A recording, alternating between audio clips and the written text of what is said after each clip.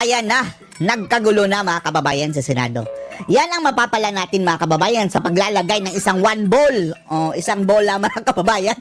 Diyan pagka Senate President. Akalain nyo mga kababayan, yung si Bryce Hernandez mga kababayan na halata masyadong nagsinungaling. Ha? Yung 70,000 lang ang kanyang sahod mga kababayan nakabili ng Lamborghini. At pagdating doon sa mga kababayan, Kongreso, parang naging bayani. Samantalang sa Senado mga kababayan, nanginig. Halos na makaihi sa kanyang pantalon mga kababayan. Ayun si One Ball mga kababayan. Parang sinuko ang kanilang karapatan. Di ba under contempt yun sa Senado mga kababayan? Parang siya lang ang nag-decide na, alisin na natin ito sa custody natin. Ibigay natin sa PNP. Nang hindi mga kababayan, kinonsulta ang mga kasamahan niya. Kaya pumalag si Senator Marcoleta. At etong nangyari mga kababayan. Ayan. Nagkagulo na. Galit na galit itong mga kababayan, sina Bato, sina Marcoleta. Kinastigo si One Ball.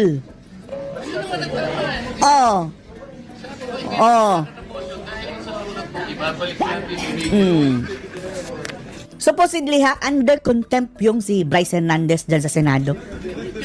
Tapos ang sabi ni Hernandez, wag niyo na ako ibalik sa Senado. Naka-contempt ka doon, ungas.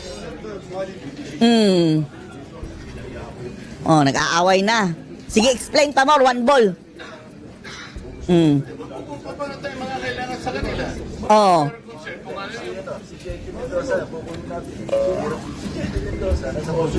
Pero hindi natin siguro kukunin ang custody sa kanila. Ayan na. The high blood na si Marcoleta mga kababayan. Mainit na to. Merienda muna tayo, sabi ni Lacson mga kababayan. Takot ka, Lacson? Akala natin aawayin mo si Marcoleta. Pinahupa mga kababayan, na-suspend. Ano pala ang dito ha? Umpisa. Ipapakita natin mga kababayan ha. Merienda muna tayo mga animal. Tapusin niyo yung trabaho ninyo. Puro kayo kain. Eto yung umpisa mga kababayan sa kakaguluhang iyan. Noong pong September 8, 2025, ako September pa rin 8, po ang chairman 2025. ng Blue Ribbon Committee. Hindi pa siya pinalitan. Ang Blue Ribbon Committee po ang nag-approve ng legal and physical custody nung ma-cite in contempt si Bryce Hernandez. Nung makiusap po ang Speaker ng House of Representatives sa inyo, Sila lang mga kababayan, no? Speaker to Senate President ang nag-uusap. Wow! di po ba dapat nakonsulta naman ang chairman ng Blue Ribbon Committee? Dahil kami po, ginawa namin yon through the collective wisdom of the committee. Mahilig kasi lumabag sa alituntunin niyang si One Ball mga kababayan. Supreme Court nga gustong suwayin. Hindi po namin gawa-gawa yun. Kaya lang namin siya sinite in contempt sapagkat halos ipamukha na namin sa kanya ang mga datos. Ibinigay ko na sa kanya ang lahat ng ipinanalo at ipinatalo niya sa Halata masyado, no? Si Soto at si Tambaluslos ang uusap mga kababayan. Tino. Pati yung ginagamit niyang dalawang ID na galing sa LTO, ayaw pa niyang aminin. Galing mismo sa Ganun LTO po ha? yung nangyari. Gusto lamang namin siyang turuan ng leksyon para sa ganun kahit papano baka maisip niya na dapat sana mapahiya na siya sa sarili niya kung meron pa siyang kahihiyan. Dapat naman sana nung siya'y mag-request ngayon sa House of Representatives, hindi po sa kanya dapat manggaling ang request kung saan siya magko-custody. Ang custody po yung natapos na. Nagsalit Huwag niyo na ako ibalik sa Senado. Yan Nag-demand pa mga kababayan. ang Blue Ribbon Committee. Bakit po hindi man lang nakonsulta ang Blue Ribbon Committee? Bakit kailangan po ang House of Representatives Speaker ang mananaig sa kanyang request? Di ba? Na po ba ang Blue Ribbon Committee noong araw na yon, Mr. President? Sagot, One Ball! May I be clarified on what date Sagot. that transpired? Yesterday or September 8 po. Monday? Yes, Mr. President. Majority Leader. Monday was the hearing here in the Senate. Monday he was cited in contempt. But Yeah. the hearing in the House was on Tuesday, September. Kinabukasan. Yes, those And as, Tuesday. So in the evening, when yesterday, no. So in the evening, when the speaker called me, Senator. When the speaker called me, tingnan nyo mga kababayan. Alam nyo na kung sino-sino ang magkakampi. Yang animal na yan at saka si Tambaluslos mga kababayan. Tapos maniniwala pa kayo dyan sa Blue Ribbon ngayon na pinamumunuan ng kanyang kaibigan. Marcoleta was no longer chairman of the Blue Ribbon. No more, because we had already elected It was Senator already Senator Lacson. Lacson, yes. Ibig ba sabihin po, Mr. President, nawawala ng visa yung ginawa namin? Hindi. He's Ganun po pala. He's still in legal custody. Dapat po, Therefore, igagalang po kung ano yung aming iniwan. yes, Oo. tayo Bakit si Lacson lang ang magde-decide? O ikaw, Soto? Sisimula. ang iniwan ninyo, cite in contempt. Hindi And po. legal Nasa custody legal of the custody Senate. na po ng He was still ng House. under the legal ng, custody of ng the Senate. Mr. President, may I ask for a minute suspension? Sessions. Wag na! Bakit sinuspend agad? O yun na mga kababayan, yung pinakita natin ng una na video offline, yun na ang kanilang pagtatalo mga kababayan. O hanggang ngayon forward. Isang oras na mga kababayan, wala na. Hindi pa naibalik. O, eto bumalik na. In debate about the status of the witness, Bryce Hernandez, Mr. President. So I think in consensus, would you like to make the motion, Mr. President, on where to... Yes, Mr. President. Kita nyo mga kababayan, dapat na ibalik yun sa Senado dahil sila pa ang may custody nun mga kababayan. Hindi na binalik. Yes. Can we recognize Senator Senator Jinggoy Can I just make a Estrada is motion, recognized. Mr. President, Majority Leader? I move that we commit Bryce Erickson Hernandez to the Pasay City Jail, President. second the motion of the good... Any objection? Chair is Pasay done, City Jail. And the chairman of the Blue Ribbon concurs. Hearing no objection, the Bryce Hernandez is hereby Yan parang hindi tayo pabor dyan mga kababayan. Ang gusto natin, dyan in custody sa Senado. Dahil kung pwede na yung gawin nga mga kababayan, kahit sino na lang. Kahit baka sa susunod mga vlogger. And then, ipasay city jail nila mga kababayan. Kasama ang mga kriminal. Although yung si Bryce, halata na masyado mga kababayan, pero wala pang conviction eh.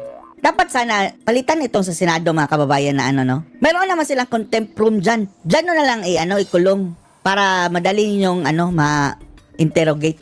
If I may, but just to put on record that it's with the understanding that the Senate retains its Dapat lang, kayo ang naunang nag-contempt doon eh. jurisdiction over that person, Mr. President. Just Of to put course. that on record, Mr. President. Of Thank you. course, it has never been the opposite. It was always under our legal custody. So the motion is to transfer that particular person to the Pasay City Jail. Any objection? Chair is none. Motion is approved. The Sergeant at Arms is hereby directed. Problema niyan mga kababayan kapag Sige, okay lang yan si Bryce. Paano kung another na naman mga kababayan, hearing tungkol sa mga vloggers, then ipasay city jail din. Lagot ako. Lagot kami. Bryce Hernandez to the Pasay City Jail as soon as possible. Just a manifestation, if I may. Senator Estrada, Mr. President, Jinggoy I Estrada think is we have recognized. to ask the Kagaya ng si Grijaldo mga kababayan. Di ba? City jail din yon. OSA to be strict in implementing the rules with regard to the visitation hours of a prisoner, Mr. President. No Prisoner? visitors allowed. Only Lawyers. immediate members of the family, lawyers, priests, etc., etc. Priest. Thank you, Mr. President. Yes, the Sergeant at Arms hereby directed and make a list of those who will visit him. Yes, we'd like Thank to you. recognize Senator Marcoleta, Mr. President. Senator Marcoleta is recognized. Mr. President, meron po pong isang isyong naiwan.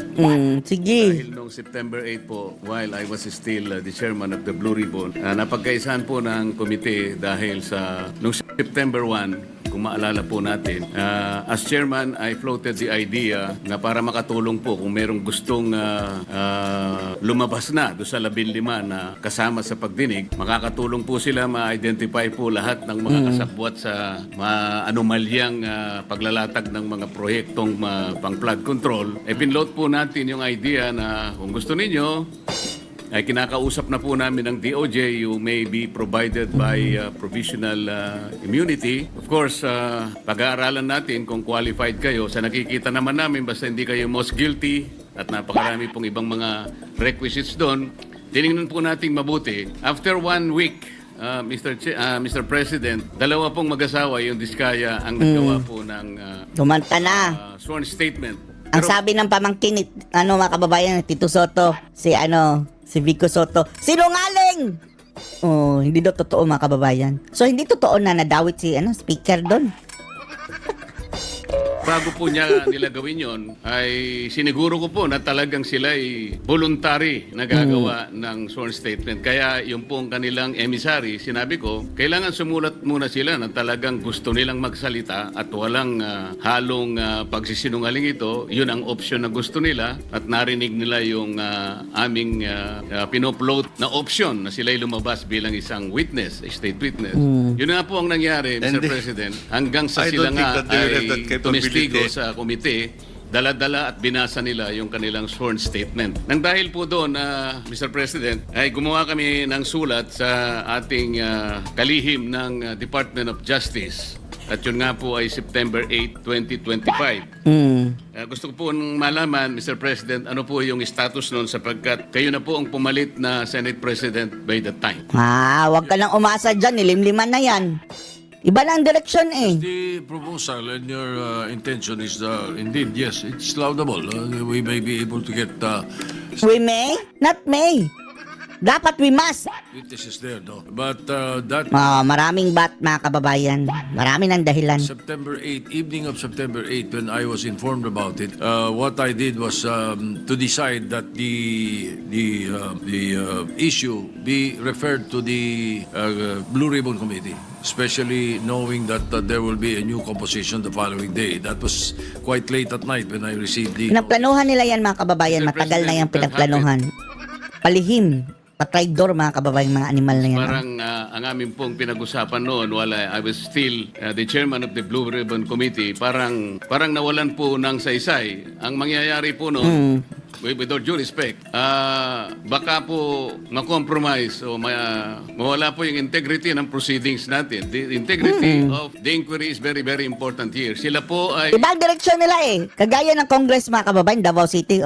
Nag-usap nga sila ni Tambaloslos. Tingnan nyo mga kababayan, mga buwisit na yan. Soto, kinausap ni Tambaloslos. Pinangakuan namin sapagkat nagpapasaklolo sila, alam nila na may panganib ang buhay, hindi lamang sa kanilang mag-asawa kung hindi yung pamilya nila. Kaya nakita po namin ang urgency. Mr. President, September 10 na po ngayon.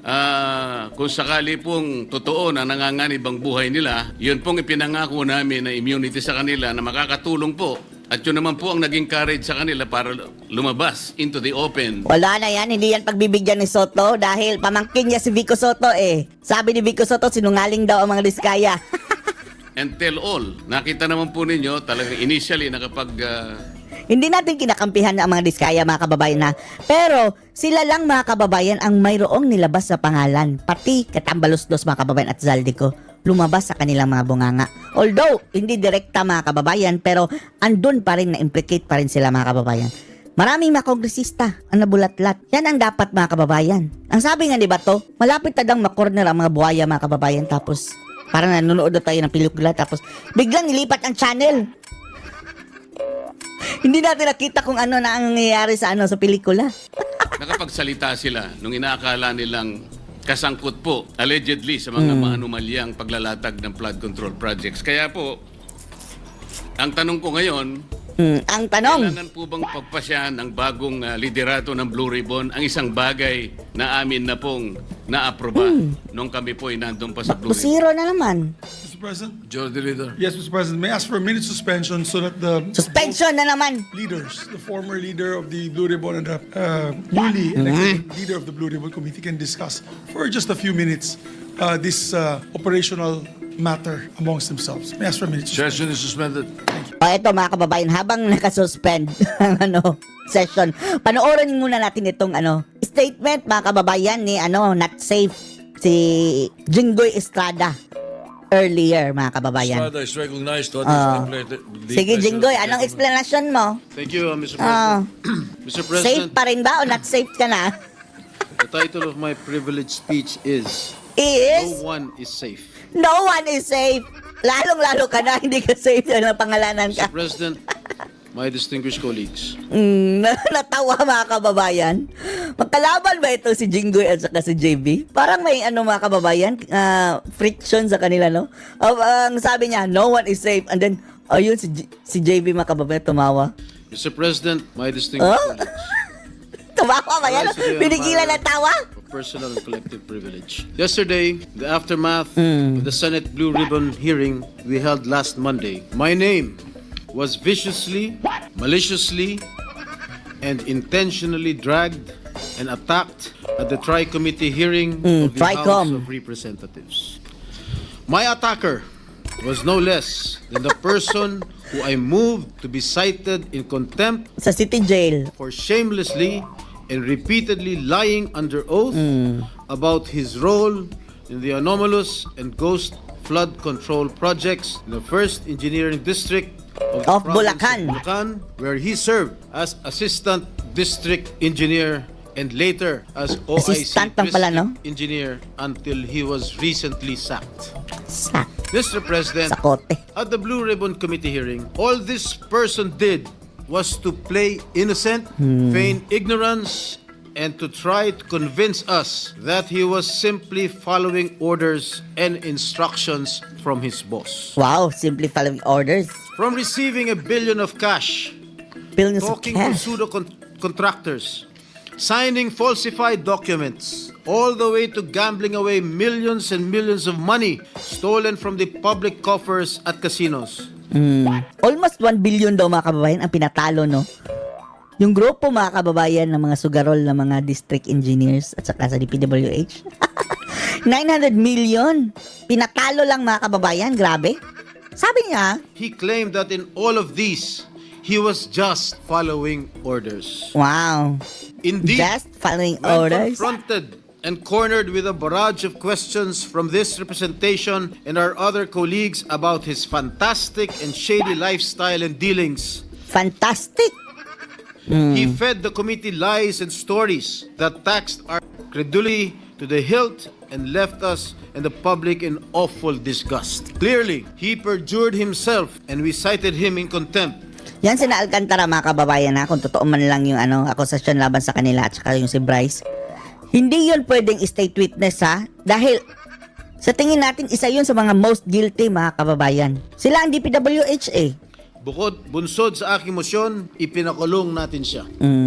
Mr. President, appear Itinawagan ni Soto eh. Si speaker mga kababayan, pinagbigyan. Ayun, hindi na nabalik sa Senado mga kababayan. the next day at the Tricom hearing at the House of Representatives. This former DPWH Assistant District Engineer by the name of Bryce Erickson Diaz Hernandez or Bryce, also known as Marvin Santos de Guzman, yung kanyang alias sa casino. Alias sa casino. Apparently realized he needed to level up dahil hindi niya nalusutan ang ating Blue Ribbon Committee.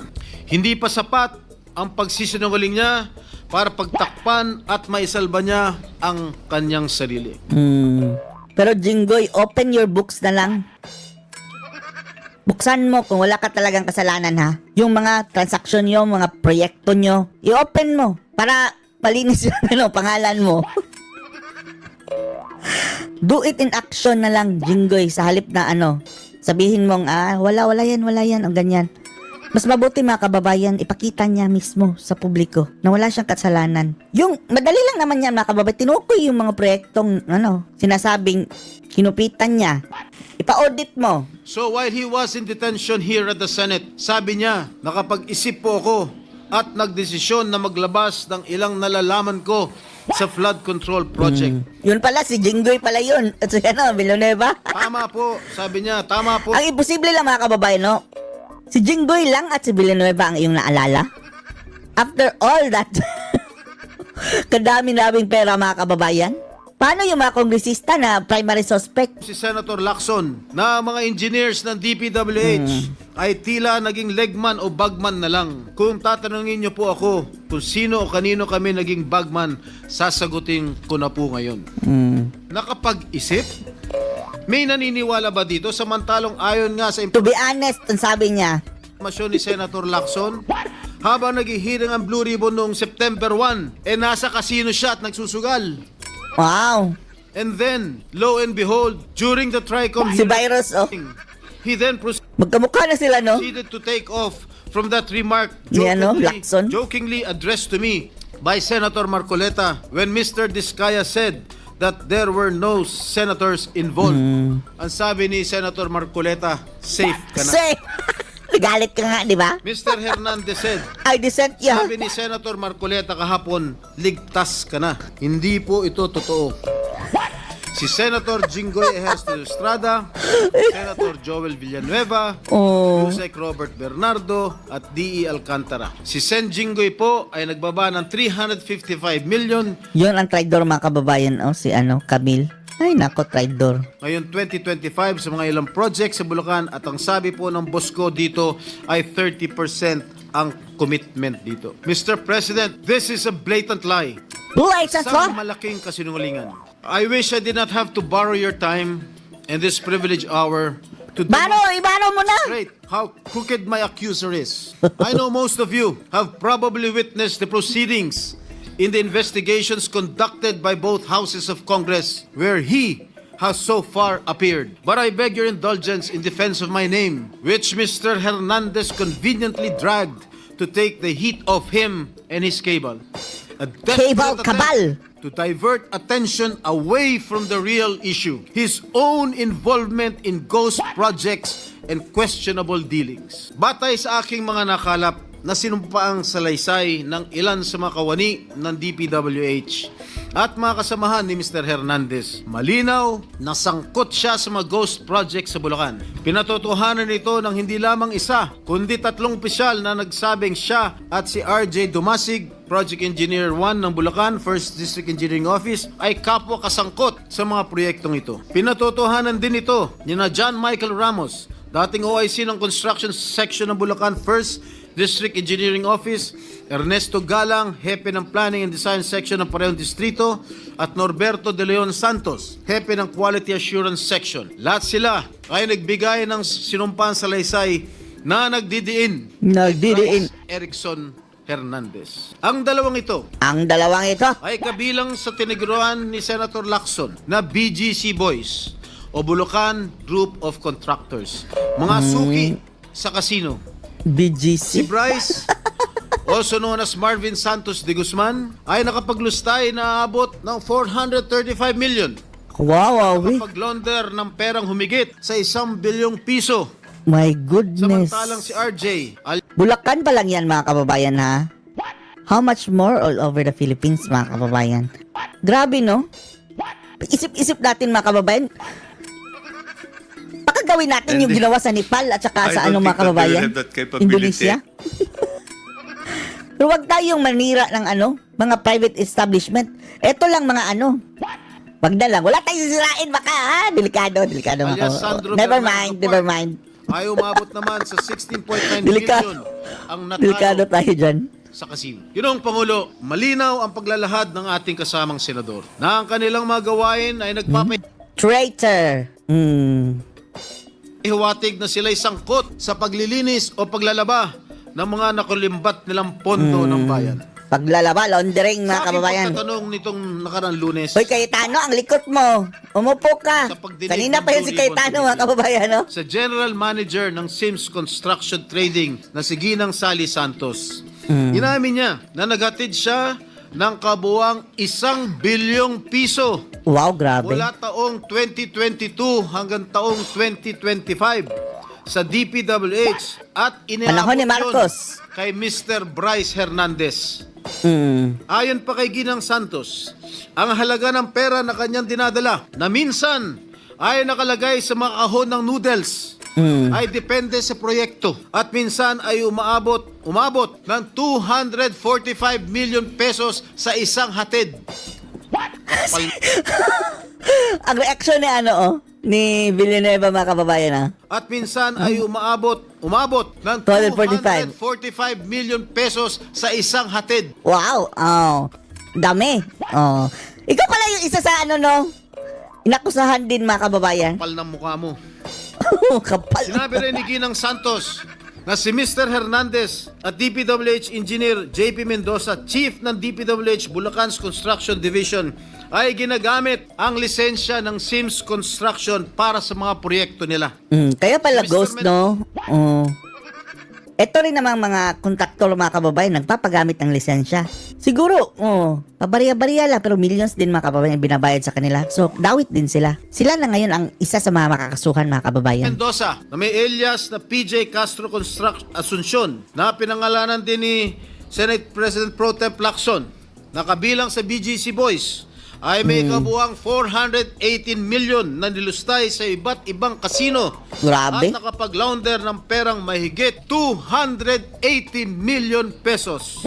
Kung nakakapagpatalo ng 10 milyon si Mr. Hernandez sa kasino, hindi na rin siguro nakapagtataka kung bakit hindi siya nalalayo sa mga diskaya pagdating sa paramihan ng koleksyon ng mga sasakyan. Nauna nang inamin ni Mr. Hernandez na siya at ang kanyang asawa na isang dating rank and file employee ng GSIS ay nagmamayari na mga mamahalang sasakyan gaya ng Lamborghini. Dodge Challenger, Toyota Supra at Lamborghini Urus Performante. Uros Hindi performante. ito karaniwang pag-aari ng isang empleyado. 70,000 lang ang sahod ha, At hindi 70K. pa dito nagtatapos ang listahan, Ginoong Pangulo. Bakit? Nandun sa kanyang garahe, isang Ford Everest, Ford Territory, Mga Ford Corolla pa. Cross, Suzuki Jimny, Ang dami. Mitsubishi Pajero, Honda Wow. Civic Type R Turbo, and add to this his collection of high-end motorcycles, Ang dami ba lang sasakyan? BMW R1250GS, Yamaha T-Max, BMW C400 GT, Ducati X Ducati? Yavel Nera, Honda Goldwing, Ducati Street Fighter, BMW R1300 GS, Hindi na yan ordinaryong mga kababayan, kawin na ng gobyerno. Vespa scooter, at yung kanyang asawa, meron 2 Toyota Hilux, isang Toyota Hilux. Fortuner, Kia Carnival, BMD X3, May Kia pa. Bali. Ibenta niya ang Kia. Toyota Land Cruiser, Vespa, Land Cruiser. Primavera, Honda, BMW. Parang Diskaya din, no? Ang dami. Mga kaibigan, Ginoong Pangulo, Totoo ba yan, Bryce Jinggoy? Hernandez claims these vehicles are part of a buy and sell business run by his sibling. But why are all these vehicles registered under their names? Bakit nakarehistro ang kanilang mga sasakyan? Buy and sell? Magandang palusot nga yan, mga kababayan, pero yung pag-buy nila, bago ba? Sa kanilang mga pangalan, kung sinasabi Kung brand new, wala na. Bakit ka magbabuy and sell ng brand new? niya, buy and sell business itong mga ginagawa nila. Gago. Ugag! Magkano ba ang sahod ni Hernandez? 70,000. Sapat ba ang kanyang kita? O ng kanyang asawa? Lamborghini. Para magkaroon ng ganitong karangyaan? Mr. President, Yun pala, no? Sasabihin mo lang, buy and sell ito. Mga Diskaya, mga kababayan, baka yan din ang palusot. Buy and sell yan. bilang umano Pero bago. sa laban sa akin ang mga larawang kuha sa iba't ibang okasyon gaya ng birthday party. Oo nga, Jinggoy, bakit nandun ka? Nakailang beses ko man na nakaduo pang palad si DE, District Engineer Henry Alcantara, kaya ko humarap sa kahit sino at sabihin na hindi ko siya personal na kilala. Ano lang, picture-picture lang yon. Mismo ang Pangulong Marcos mga nagsabi na ang mga larawan natin ng mga opisyal o public figures ay hindi Baka iyan ang pang-bribe, mga kababayan. Nagbatigas itong si Jinggoy na lumipat doon sa makipaglinya sa bagoong Pilipinas. Dahil andun nito sa minority, mga kababayan, sa mga Duterte group na mga kababayan Minority. Sige, baka yan ang hihingin ni bangag. Absuelto ka na dyan. Lipat ka na doon. Dista ka na sa mga magpapa-impeach kay Sara. Yan ang iniisip ng ilan, mga kababayan. sapat na batayan para patunayan at masabing talagang kilalang-kilala natin Kilalang kilala. sa lamuhan natin. To quote President Marcos, Huwag mo na ikot ang bangag. ano naman ninyo, ni-name Scholar. drop lahat. Magpapakuha lang ng picture tapos sasabihin, tingnan mo, malapit kami. Sa isang araw, 1,000 yung nagpapapicture sa akin So Sa'yo? lahat ng 1,000 na yan, malapit na ba sa akin? People have to be more careful at huwag sila masyadong gullible. Yan po Totoo. ang sinabi Gullible. ng ating mahal na Pangulo. Mahal na Pangulo pa rin. Diyos ko, Lord. Tungkol naman sinasabi niya, hinggil sa isang nagngangalang Beng Hindi tayo magtataka, mga kababayan, kung ano na ito. Lilipat na ito sa sama-samang babangag muli. Mag-aantay Sara na to dahil dalawa lang yan Hindi, totoo, hindi mga kababayan. Ang lalong-lalo na ang issue nito dati is yun din. Ramos, Alam niyo na. pakilala daw ng miyembro ng aking staff sa Senado. Malinaw na ipinakita niyang text exchanges sa kanyang cellphone na nangyari ang kanilang pag-uusap tungkol umano sa isang pagdedeliver ng pera noong December 22, 2022. Mr. President, 6 na buwan pa lang ako mula nung mahalal muli sa Senado. Wala akong kinalaman or anuman partisipasyon sa budget deliberations para sa 2022 budget. Mag-iimbento ka lang. Oh, Sablay invento. Mr. President, there is no one among my staff named Beng Ramos. Wala akong staff o consultant na Beng Ramos. Delikado pala yan, oh. Kung gagamitin yung pangalan ng kababayan nandun, oh. What if lang, no, gagamitin? Wala kang alam-alam. Dapat talaga, careful ka. No such person has ever been employed, much less authorized to use my name or act on my behalf. Mr. President, let me just share that even before the resumption of the third hearing of the Blue Ribbon Committee last Monday, I already received warnings from various quarters. I was told that if I continue to actively participate in the investigation on ghost flood control projects, I will become an easy target. An easy Sino target, ang they nag-ano say, sa'yo? because of accusations hurled against me in the past relating to the PDAF issue. Mr. President, Safe ka na. I told these people, warning me, and as I have stated at the start of the Kaya pala galit mga kababayan na biniro. Dahil ano na. Oh, talaga naman mga kababayan, medyo off ang biro na yun ni Marcoleta.